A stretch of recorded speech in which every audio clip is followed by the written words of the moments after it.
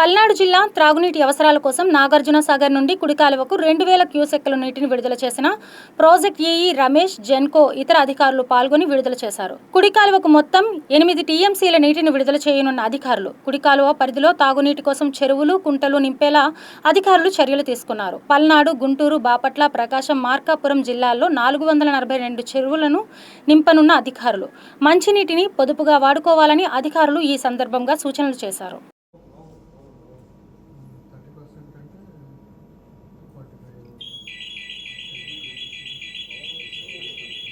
45